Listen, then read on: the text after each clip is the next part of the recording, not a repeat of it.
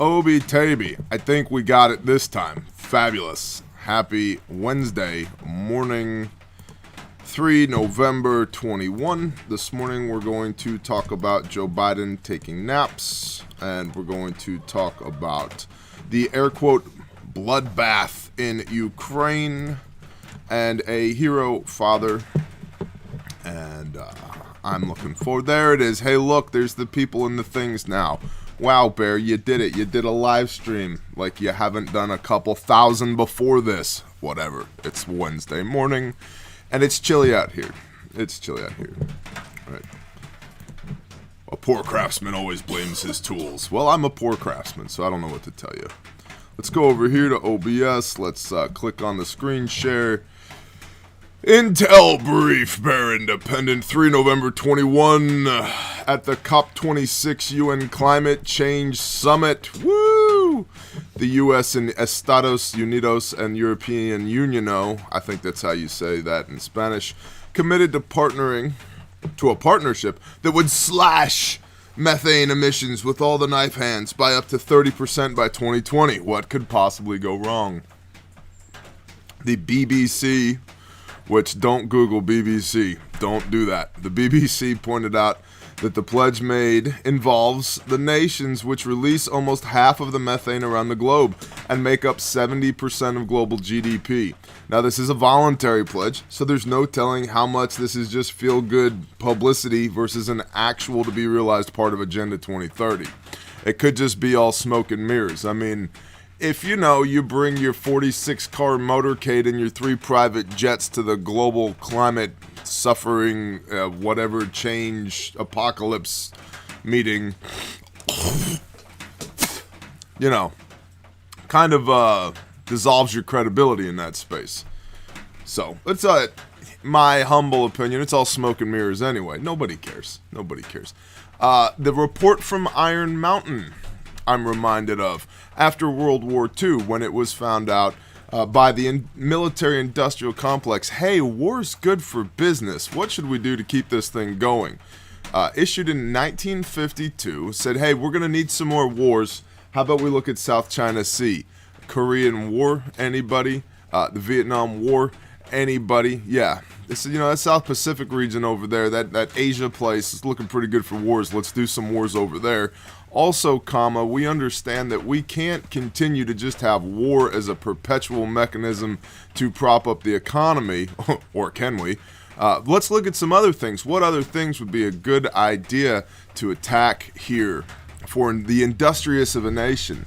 And they identified several large, in their words, unachievable goals, such as the exploration of space. NASA, anybody? Wernher von Braun? Right. Go to Huntsville, Alabama. Everything is named after Wernher von Braun, right? Literal Nazi who helped build the Saturn V rockets for us and myriad other things at NASA. So the unachievable goal of the exploration of space and, drum roll please, I won't do it because my microphone's acting up today, but drum roll please, unachievable goals such as climate and weather. So here we are. It's just another mechanism for reassigning wealth from the little people, us, to the big people, they. Large, unachievable goals to prop up the military-industrial complex. So, gosh, that was a rabbit hole I jumped into. Blah, blah, blah. Biden's I'm sorry. I don't mean to blah, blah the dance monkeys. Good work, dance monkeys. I didn't mean to. There was a negligent discharge of the blah, blahs. Biden's administration plans to begin rolling out some of the strongest regulations within the U.S. that would force the oil and gas industry to curb methane emissions from leaks and intentional ventilation.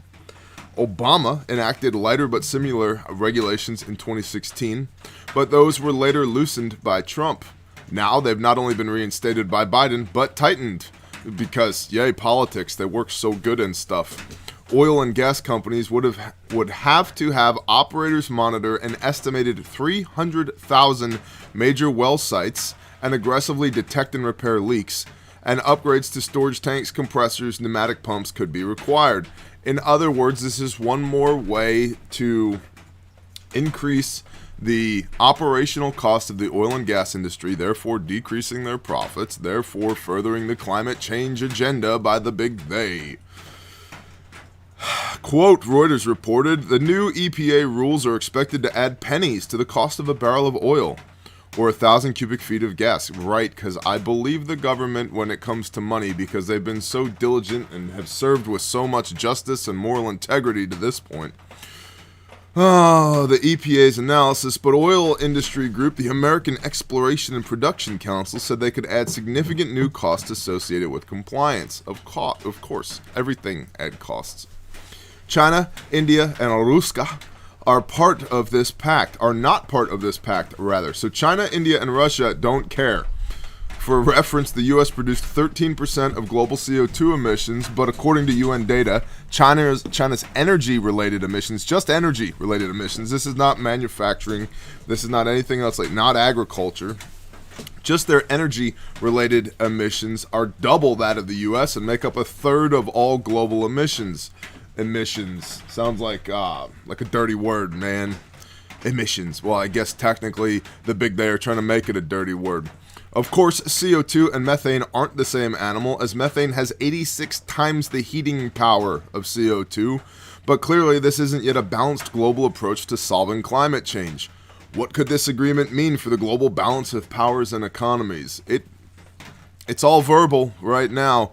Would China and Russia press forward unfettered as the U.S., sitting on a massive wealth of resources, fiddles more and more with solar panels and wind turbines to mitigate ever-rising oil and gas prices? Yes, that is the plan. And we've talked ad nauseum at this channel about the efficacy of renewable energies as primary means of utility-scale generation.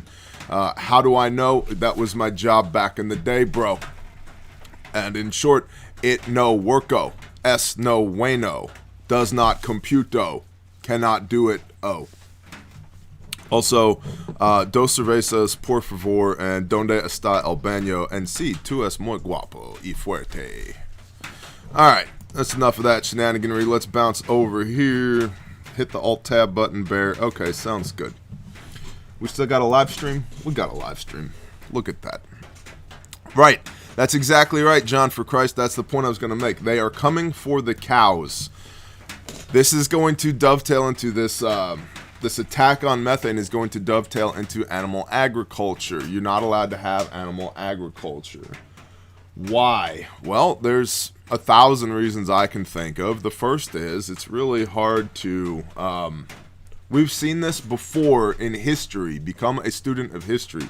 It's very hard to revolt against the iron fist that's around your throat when you're so weak that you can't move. Controlling supply chains. Let me reiterate that phrase. Controlling supply chains is 100% the move of a tyrant or a tyrannical government. And part of those supply chains, maybe the most important part of those supply chains, is food. Food. How many tyrannical governments have starved their own people, the dissidents, the less than ideal citizenry of their populace, have just simply starved them out. Sorry, bro. We don't like you. You're the wrong color. You're the wrong religion. You're the wrong political party. You don't get food. Good luck. Figure it out. And oh, by the way, that cow that you have, illegal. Oh, by the way, that grain that you managed to eke out of the ground by the sweat of your brow and the blood of your hands, we're taking half of it, or 90% of it, to redistribute to those that need it. Just saying, sometimes one wonders what a comfortable distance from tyranny is. I don't know. Maybe everybody gets on the new Bezos spaceship, giant penis-shaped spaceship thing. Thanks, Jeff. We appreciate it. Bear Nation to the moon, starting the moon colony or Mars colony or whatever. I don't know. If you could even break through the flat earth firmament, Bear. Yeah, I know. We're not going to jump into that rabbit hole today. From FoxNews.com, Biden appears to fall asleep during climate speech despite claiming it's the greatest threat to U.S. security. Well, when you're a 78-year-old man who likes ice cream, I could see that being a problem. Listen, this stuff's boring as hell, right? Like, why are we even talking about it for this long? I don't know. It's boring as hell. The UN climate change, yeah, I'd fall asleep too. And in fact, that's the point that they're making in this article. They're saying, oh, well, this is the first time. Here it is right here. Former President Trump has long referred to his political rival as Sleepy Joe, and Monday's video presumably won't help make that nickname go away anytime soon. However, many conservatives joked that Biden nodding off during the climate conference was the most relatable thing he's done as president. Ha ha ha ha ha. The Federalist co-founder Sean Davis responded, "Can you blame him?" No, I can't say that I do, other than you're talking out both sides of your mouth here. On the one hand, you're saying this is the quintessential threat to humanity as we know it, and if we don't address this, we're all going to die. Also, hey, I'm going to take a little nappy nap. You wake me up when it's, time to do stuff. And tangentially, this guy up in the corner right here looks like that disappointed Indian guy from all those memes that you see on Instagram. Yeah, you know what I'm talking about. This guy right here in the corner. Let's see if we can zoom in a little bit more. This guy right here in the corner. Oh no, don't play. Oh, nobody cares. All right. Anyway.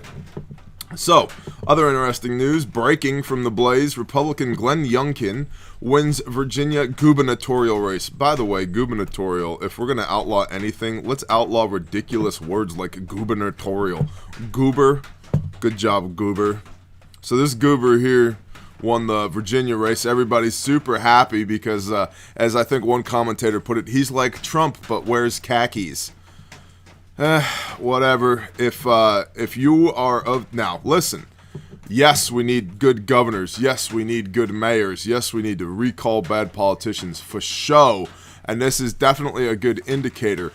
Don't let this become another one of those instances where everybody's like, the guy that I like did the thing that I wanted to happen. Woo, we're good to go. I'm going to go back to being an unaware peasant who's just blindly strolling through life with my blinders on, unaware of anything and taking zero personal responsibility. Woo, way to go, Youngkin. Nah, negative. Don't do that. Okay, so good indicator, yes. Good governor, who knows? He's done zero governing thus far. Good indicator, yes. But don't resist the urge to throw a political happy birthday party for yourself because the guy that you liked did the thing that you wanted. Okay, that is like basic stuff, man. Oh, I like that guy a lot. He did things that I think are cool. Okay, everything's good now, right? No, negative. Everything is not good. And there's a whole article here talking about how this goober won the gubernatorial race in Virginia or whatever. And you can read the article if you want, but essentially it says, hey, this guy won in Virginia, and that's good because we didn't like the other guy, and also he's like Trump that wears khakis. So, there you go. I mean, he does have a nicely embroidered, looks like a lightweight fleece vest here. That's cool. That's good to go. What kind of watch is he wearing? I don't know. He missed the little retainer that keeps that strap from coming out of there. It happens to the best of us. It's all right.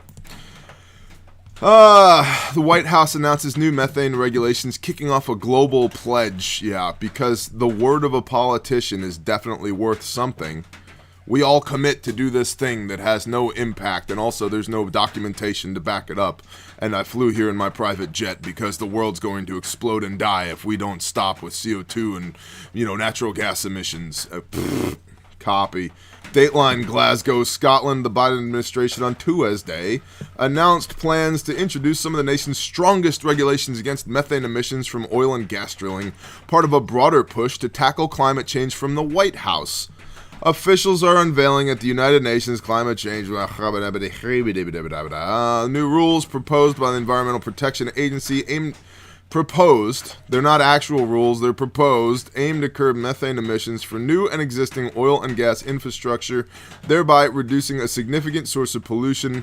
My turn to editorialize, thereby also significantly increasing the cost of natural gas and crude oil products, thereby also increasing the cost of everything else because that's just energy and food, no big deal, thereby also demonizing the production of meat, which means we're all going to be sweet little soy boys, and we're just going to love our big government daddy. Govern me harder, daddy, right? Like, yeah, it's going to be great. I don't know about y'all. I'm going to eat the meat that's in my front yard. That also, if you reach a critical mass of meat in your front yard, then occasionally more meat falls out of the back end of your meat, and then you have even more meat, and it's pretty cool. And then you just take grass. It's an amazing concept. You feed your meat grass, and they make more meat for you. It's like, wow. It's almost as if there was some kind of divine plan here or something. It's incredible to me. It's absolutely incredible. And also, frankly, not that hard, so you should be doing it too. What does it say over here? At Reuters.com, the U.S. unveils crackdown on methane from oil and gas industry. Oh, the United States on Tuesday unveiled a plan to slash emissions. Sorry, I just get excited. Slash emissions of the greenhouse gas methane from oil and gas operations. Methane is the second biggest cause of climate change after carbon dioxide. Its high heat-trapping potential and relatively short lifespan in the atmosphere means cutting its emissions can have outsized impact on the trajectory of the world's climate. Guys, I think the world's going to get colder, not warmer. I don't think it's global warming, and in fact, the data shows that it's not global warming, which is why they changed to the phrase climate change. And I think we're going to go into a grand solar minimum because of, I pay attention to people like Adapt 2030, David Dubine, and Christian at Ice Age Farmer, and Ben at Suspicious Observers, and it's like, all the data points to things are going to get colder, not warmer, in which case it'd be nice to have a big, thick, cozy blanket of atmospheric gas up there to help trap heat on the planet. It's almost, I'm not saying this is the case, I'm just putting a little tinfoil on my head. There we go. Tinfoil on. It's almost as if the powers that be want some catastrophic event to happen because they don't think most of us are worthy of the breath that's in our lungs. Interesting. My new favorite guy on the face of the earth from theblaze.com. We're going to read this article. How many people we got here? 565. What's up? Nobody beats our meat should be the slogan on a butcher shop. Actually, Sarah Hoskins, good try. You're too late. Clean Meat Co., who will be up and running here in about a month, who a brother of mine, one of my best friends, owns Clean Meat Co., and you can guess from that what their religious beliefs are as well. Clean Meat Co. has already got their logo done that literally says, "You can't beat our meat." So, there you go. And if you've ever wondered, like, how am I going to get, I'd like a lamb for Passover, or for Sukkot, or for first fruits, or just to put in the freezer, Clean Meat Co. And they're figuring out how to produce that here and ship it to you nationally. It's going to be pretty cool when it's happening. Are they going to offer beef bacon? Yep, they're going to do it. So Clean Meat Co. Shout out to our bros at Clean Meat Co. And it's run by a bunch of brothers. It's going to be awesome. So, yeah, you can't beat their meat. Over here, my new favorite person on the face of the earth. Police say father hunted down and brutally killed man who allegedly sold his daughter into sex slavery. Social media users are calling him a hero. Yep, me too. So, Spokane, Washington, I'm assuming. Dad accused of murder, and here's an image of this fellow right here. Of course, wearing a mask because, social distancing. In a press release issued on Monday, the Spokane Police Department said that it had discovered the remains of a 19-year-old male, whom they believed to be the former boyfriend of 60-year-old John Eisenman's daughter, stuffed in the trunk of an abandoned vehicle. Describing the incident as, quote, a complex case, police reported that Eisenman had set off to avenge his daughter after learning she had been sold into a Seattle area prostitution ring in October 2020 by her then boyfriend, the deceased, the guy stuffed in the trunk. The 19-year-old male was identified by KL, whatever call letters TV, as Andrew Sorensen. Eisenman, who has no prior violent criminal history, has been charged with first-degree murder and is being held on $1 million bond. Now, there's a Torah for this, and Eisenman did a damn good job at following. He might be a heathen anywhere else in his life, but this is exactly correct. That's right. My brother's from Clean Meat Co. Same guys. He likes to say, everybody's sorry on their way to the rock pile. That's right. And so, this Sorensen, the kid that sold this guy's daughter into a prostitution ring, I'm sure he was really sorry for what he did, as this girl's father was exacting the precise, accurate, biblical revenge on this man. And it should be a lesson to everybody else out there. Oh, you're going to abduct my daughter? Awesome. I'm going to beat your ass to death with a cinder block. Cool. Who's next? Think about touching my children. I will smash your face into ground beef over and over and over again. According to police, the father rescued his daughter from the ring in October 2020 before later obtaining information indicating that Sorensen was the one who sold her to traffickers. Armed with that information, sometime in November 2020, police say Eisenman confronted Sorensen after learning that he would be at a certain location, tying him up and placing him in the trunk of his vehicle. He subsequently hit Sorensen in the head multiple times with a cinder block and stabbed him repeatedly, resulting in his death. Following the fatal assault, Eisenman allegedly drove the vehicle to a remote area in North Spokane County, abandoned the car with the body still inside. Roughly a year later, Sorensen's remains were discovered. Several users responded to the police department's news release on Facebook by commending the father's actions and arguing his crime was justified. It was. Quote, I hope this guy gets the best attorney possible and gets time served. Another person, quote, any good father would have done the same. Another person, quote, if this is true and he got his daughter back, he is a hero. I bet he sits happily in prison. Not all heroes wear capes. Another person, sounds like justice was served to me. Hope he gets a good lawyer and does not have to serve any time. Another person, sounds like there is no crime committed here from the father. And another person, bless that father and his family, praying for his daughter's lifelong recovery. Amen. Now, a GoFundMe account has been set up to cover Eisenman's bonds and legal fees, but that GoFundMe has recently been taken down. Unsure of if it was taken down by Eisenman's family or by GoFundMe. Either way, good job, John Eisenman, and I hope that you get some type of judge that understands that what you did, whether or not it is lawful in the eyes of man in your jurisdiction, it is lawful in the eyes of the creator of the heavens and the earth. And I guarantee you that man does not regret one moment. Now, could his tradecraft have been a little bit better? Absolutely. That's a different discussion for a different time. But 100%, you sell my daughter into a prostitution ring, I'm going to turn your face into hamburger with a cinder block. For sure. Well done, Padre. Well done. So, from RT.com, we still have a live stream. They don't like it when we talk about things like this.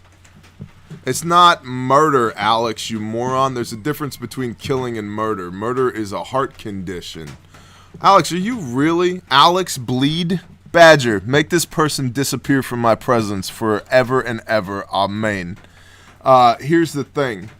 Murder is a heart condition. Killing is just killing. Flip the Bible open and read it. There's lots of killing in the Bible. It's murder that is unallowable. What's up, Dr. Trevor Wilkins?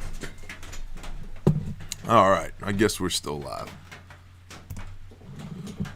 Ukraine must be ready to impose martial law and prepare bloodbath for Russia in event of invasion, former Kiev army chief says from RT.com. Ukraine must be prepared to take every possible measure to defeat the threat of any potential Russian invasion, including handing over powers to the armed forces, one of the country's most distinguished military men has claimed. Igor Romanenko, the former deputy chief of the general staff of the Ukrainian armed forces, now serving as a commander in the reserves, made the extraordinary claims in an article for Kiev-based Glavred on Monday. He alleges that Russian President Vladimir Putin has not yet made up his mind about whether to launch a military intervention across the border into the Eastern European country, Ukraine. His comments came ahead of some Western media outlets publishing their biannual scare stories about a potential invasion. Of course they are preparing for this, Romanenko wrote, but if Putin starts a war, then he will have a bloodbath in Ukraine. In general, a buildup on the border is dangerous, and Ukraine, if necessary, needs to be prepared to declare martial law, he went on. Despite the country's defense ministry, often the first to sound the alarm over such allegations, later denying claims that there had been an increase in the number of soldiers in the region and rebuking Western media reports. Romanenko's comments came ahead of reports by U.S. news site Politico, which claimed that Russia was massing military hardware near the border with Ukraine. Now, for all you people out there in the prepper community to like to get your heart rate up and your blood pressure up over the tiniest little thing, oh my gosh, did you hear that Russia is gonna go to war with Ukraine and it's gonna be a bloodbath? Yeah, probably. I don't know if that's today, though, so maybe you need to, do a little bit of yoga, take some deep breaths, get out your, your rescue inhaler, the little puff, sit down, raise your hands above your head. All right, we good? All right, we're good. Simmer down. Quote, the quality of these publications is not even worth commenting on, and in general, you should not pay any attention to them, because you yourself saw that the article is about the border with Ukraine, Putin's spokesperson Dmitry Peskov told journalists on Tuesday. So this one of the top generals in Ukraine is saying if Putin comes across this line, it's going to be a bloodbath. And then one of Putin's top guys is saying, you shouldn't even be listening to that horse pucky. We don't intend to do that. Now, of course, they intend to do that. It's just a matter of time. And why would you admit that you intend to do that, right? So, of course, Putin's going to play it off. And so, the movement of some of our military equipment or army units across the territory of the Russian Federation is exclusively our business, the Kremlin official went on. Russia has never threatened anyone, does not threaten, and does not pose a danger to anyone. Yeah, right. Yeah, that's historically accurate. So, something to keep an eye on, Ukraine and Russia. And I guess that's the freaking report for today. BearIndependent.com. If you like pop-ups on your screen and you want to be as annoyed as I am by them, go to BearIndependent.com. You can click the store. We got cool stuff in the store. It's what helps feed the people that we love and allows us to run our small businesses. You can get your stickers, your patches, your whatever, all the Bear Independent swag here. I'm particularly happy about this new section that we're working on, American-made durable goods. And so if you are a small business that is in line with our moral and ethical values and this is vitally important, and has a Shopify store, not an e-commerce store, not a no store, not a brick and mortar store, a Shopify store, email admin@bearindependent.com and we'll see about getting you on the list if it's a good fit for all the cool things that are on here. And so you can get Sanctified Supply Code t-shirts and hoodies, and you should. You can get the Sojourn Gear Minuteman bag and all the things that go with it, and you should. You can get all types of stuff here. You can get Pastor Joe's book, Survivalist Family, Strong American, Prepared Americans for a Strong America. Available at fine retails everywhere, including us. And you should. You can get some disaster coffee. You can get a sling from Gary Bromlin. You can get all kinds of stuff at Bear Independent. So check it out. Poke around. See if you find something that you like. It's a great winter solstice present. ? I don't know. I don't do that shit. RefugeMedical.com. Handmade. Made in America. Guaranteed forever. Exceeds military specification. 26 lives saved on 4 continents with all branches of the U.S. Armed Forces, including the Space Force. Who knows? Maybe we'll actually get these freaking kits into space. That would be cool. But whatever you do, don't buy a wound care bucket. Definitely don't buy a wound care bucket. They're not awesome. They're not an incredible value. they definitely weren't talked about nicely by Wrangler Star and Pastor Joe Fox and Magic Prepper and Reality Prepping and I don't know whoever else. They're definitely not awesome. You definitely should not get a wound care bucket. Hunter Seeker's in the office right now cringing. He's like, shut up, Bear! Stop it! Stop talking about the buckets! Bear Facts. I personally packed 42 Bear Facts yesterday because that's where we are in orders right now. Me and my wife had to come back to the office and assist. And so and by the way, totally forgot to put the Refuge patch on several of them. So if you get one without a Refuge patch on it, that was my bad. Send us an email. We'll send you a patch. It shows how out of practice I am.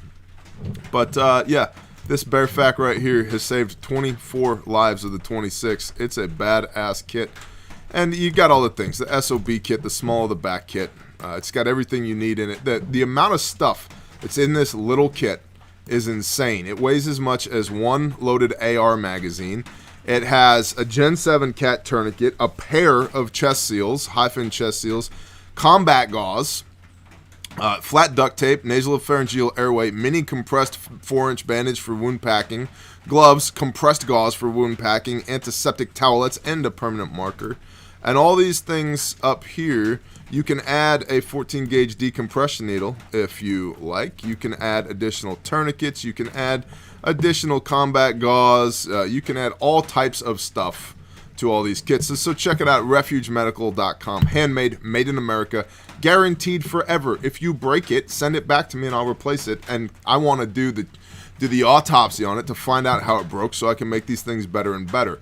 Did you know that we have hundreds of these kits deployed? That at our cost, hundreds of these kits deployed with Special Forces, U.S. Army Special Forces, Air Force Pararescuemen, Marine Recon, JSOC, which is CAG, Combat Applications Group, which is Delta, and with certain teams within the Navy SEALs. Why? So that we get real end-user feedback so we can make better and better and better kits. We don't just come out with a new first aid kit because we think we should come out with a new first aid kit. We come out with a new first aid kit because we have real end user data from people who are using these things to save their own lives and other people's lives in the field, to iterate, to get better and better and better and better. And that's how in the last 2 years we went from packing, there was no we, it was me packing kits 1 day per week for a couple hours in my barn, to then packing kits at my dining room table, to then we graduated into a 500 square foot space. We're rocking and rolling. And then we moved from that into 1,700 square foot. And today I have to go look at a warehouse because we are outgrowing that 1,700 square foot space that we got a year ago. All praise to the Most High. And so it's not just a bunch of commoditized Chinese bullcrap medical equipment in a cheap pouch that's going to fail you when you need it. It's literally the best first aid kits you can buy. We have set the standard for individual first aid kits on an international scale. And I will put our kits up against, and have put our kits up against, any other kit on the market. And every single person that saves people's lives or walks into gunfire for a living that has put their hands on one of these kits has said, holy shit, this is the best first aid kit I've ever seen. Praise the Father. There you go. You, the civilian you watching this now, can get this for yourself at refugemedical.com. And if you don't know how to use it, go to refugetraining.com, because just like having a rifle that isn't zeroed doesn't help you, having a first aid kit you don't know how to use doesn't help you. And you can learn all the tactical medicine badassery at refugetraining.com. You can see there's multiple courses that are up right now. In fact, our guys are currently deployed in the field right now, training a whole bunch of people. And you've got the Level 1, which is Stop the Bleed, March Algorithm, and Situational Awareness, Massive Bleeding, Airway, Respiratory, Head Injury, Hypothermia, Circulation, everything else, right? You've got that, which is the Level 1, in Charlotte area, Orlando area, Phoenix, Arizona, Salt Lake City area, Texarkana, Texas area, Wichita, Kansas, Dallas, Texas. And people will say, Bear, is it really safe to travel? Should I travel to this? Yeah, I mean, we're traveling to these things. We're going to be there. If we didn't think it was safe to travel, we wouldn't be doing this. And you've got the essential, that's the best words, tremendous, believe it. You have the best class, essential responder, levels 1, 2, and 3. They're beautiful. They're better than Melania, believe it or not. So levels 1, 2, and 3, the essential responder. And so this is March algorithm, stop the bleed, situational awareness, CPR and AED, and tactical medicine, tactical emergency casualty care, including active shooter response, self-care, buddy care, CASEVAC or casualty evacuation, and force-on-force scenario-based training. It's about 7 hours of the 8 hours is spent doing force-on-force and drills. So it's a 2-day event. Day 1 is the level 1 and 2, and day 2 is the level 3. So it's a total of 16 hours of instruction over the course of 2 days. It's an absolutely phenomenal class, and we've got one of those in Salt Lake City and one of those in Dallas, Texas. And there is a level 3 in Phoenix, Arizona as well, which is the tactical emergency casualty care portion. That's the 8-hour course, which is force-on-force, blue guns, active shooter response, situational awareness, self-care, buddy care, CASEVAC, and scenario-based training. And so all of that is at refugetraining.com. Come to class, let somebody lay hands on you, and teach you how to extend the life of somebody who may need, who may need your help. And with that, we're going to call it a live stream, boys and gerbils. I got stuff to do today, including butchering a cow, it looks like probably in the rain. And so if you're on Patreon, you'll see that video. And if you're not on Patreon, follow the link in the description. It's $5 a month, and there's 30+ exclusive pieces of content there. Shout out to the patrons. I love y'all. I would not do this without y'all. You are the best. Believe it. Tremendous. Delicious cow, Joshua Lockhart. Delicious. The best. Everybody tells me. Shaloha.